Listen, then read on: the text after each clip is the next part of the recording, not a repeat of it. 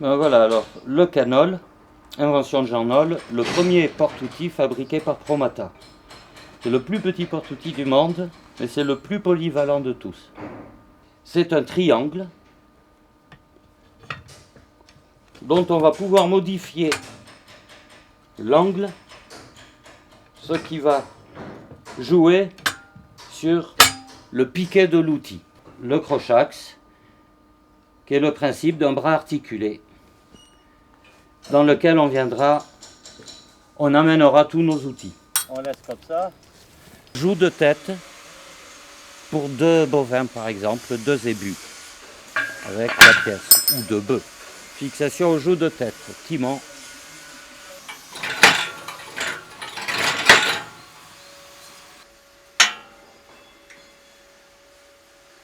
Réglage de l'outil. Barre à cran. Doucement. Voilà. Sans changer l'angle du timon, on modifie l'angle de piquet de l'outil.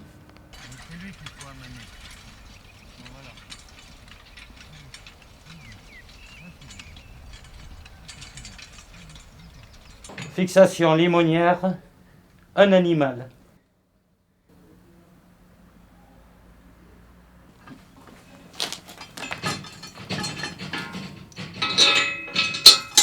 Allez.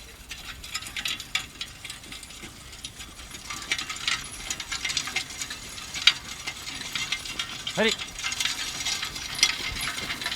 Donc, de la traction rigide, on va adapter notre canol à la traction souple. Attends, je vais même fixer celui-là. Voilà.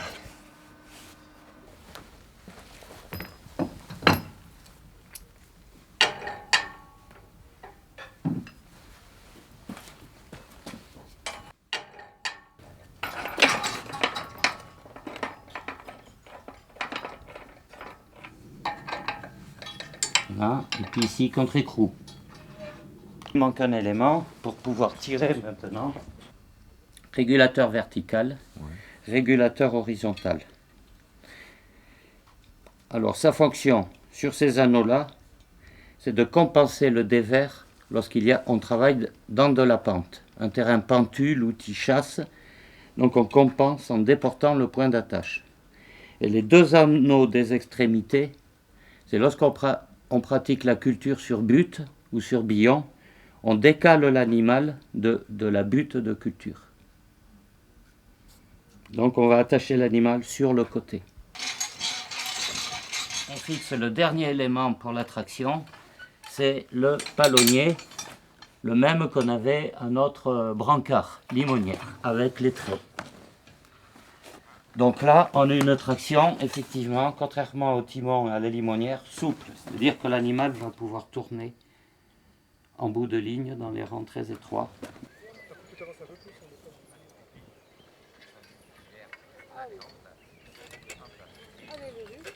Pour 2 animaux.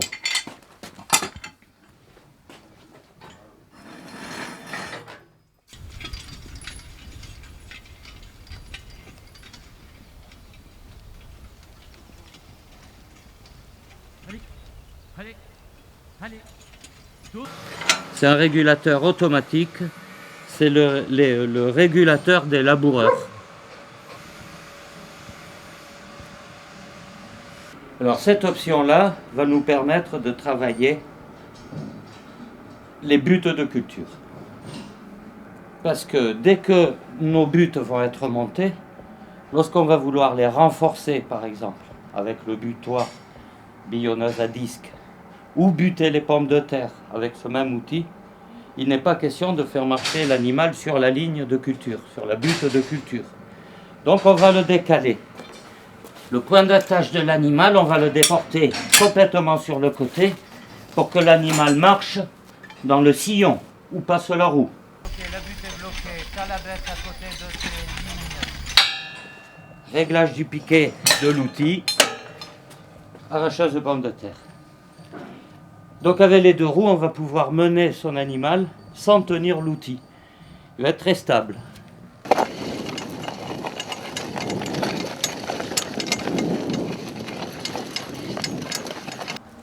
le réglage de la billonneuse, c'est comme un outil à cadre, le triangle parallèle au sol. Quand les outils sont très hauts ou que la personne est petite, on peut encore baisser. Voilà. On va faire des buts à 55, à 60, à 65, 70, 75, 80. On peut faire des buts jusqu'à 90 avec cette billonneuse.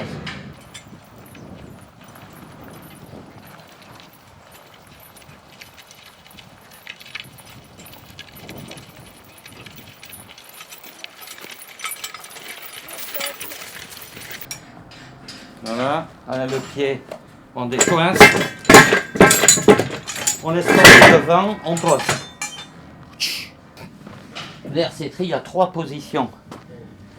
Une position douce qui va servir à arracher les petites mauvaises herbes qui commencent à germer. Elles sont hautes comme ça, elles sont 2 feuilles. Sur les plantations de salade, carottes, betteraves. Dès que la petite herbe commence à germer, on passe la RC-Tri, ça arrache la mauvaise herbe et ça laisse intact les plants repiqués. Ensuite, ça décroute. À la sortie des pommes de terre, lorsque la terre est croûtée et que les premières feuilles ont des peines à sortir, l'RC-Tri, sans détruire les feuilles de pommes de terre, va décrouter les lignes. Voilà les 3 positions de la RC-Tri. Première, deuxième et plus douce, la dernière.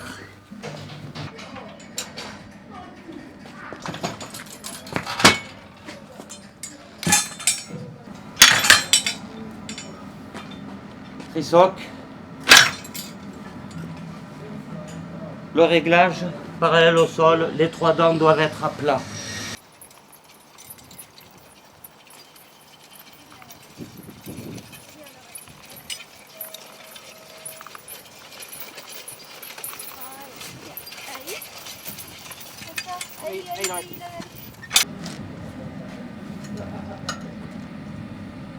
Donc, outil de sarclage, de décroutage. Avec cet outil, on va faire aussi bien les petites buttes, comme par exemple buter les haricots, un peu rapprochés. C'est un butoir à aigle écartable. On peut en écarter une. L'écartement jusqu'à là.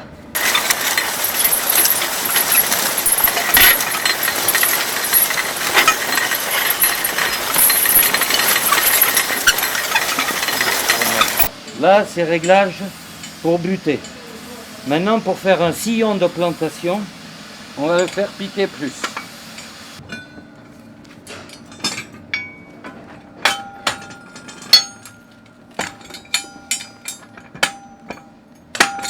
Pour décompacter les sous-sols qui ont une forte semelle de labour, c'est l'outil le plus utilisé en Afrique pour faire rentrer l'eau. Cet outil se travaille en ligne avec une roue, un animal, et on va pouvoir décompacter par exemple les passages incessants des gens, des cueilleurs de légumes ou même des engins motorisés. Il va permettre aussi de séparer les bandes, les allées enherbées des cultures, éviter que les racines gagnent dans les cultures permanentes, comme les fraises, les asperges. Bref, c'est l'outil idéal pour aérer la terre et la travailler en couches successives. Nous avons parlé de la culture sur butte et des techniques de travail du sol, progressives du sol. Méthode qu'on dit douce, parce qu'elle travaille le sol toujours dans sa couche active, vivante, jamais trop profondément. On ameublit progressivement en profondeur grâce aux outils, mais jamais d'un seul coup. Les lames sarcleuses, il y a toute une gamme, il manque la 60. C'est pour la culture en planche, pour sarcler la petite herbe qui pousse entre les lignes. Donc on a une lame en fonction des espacements des cultures, on va choisir sa lame. Ça va prendre à un passage la totalité de la largeur. en cassant les mottes, parce que cette lame émiette les mottes, et sarcle sur 5-6 cm d'épaisseur. Charrue simple avec un coutre, la roue à 20 cm de la paroi, une inverse à droite, oreille réglable si on veut, et le piquet de la charrue, on va le régler toujours avec notre barre. Hein. Voilà, ça va être à peu près ça. Et les petites charrettes à main, là, on leur soude un crochax à la base, et hop, on peut mettre la petite charrette avec tous les outils dedans. Tu peux te mettre au brancard derrière plutôt que derrière. Voilà. C'est qu'il faut prendre les virages larges là, hein, c'est très long.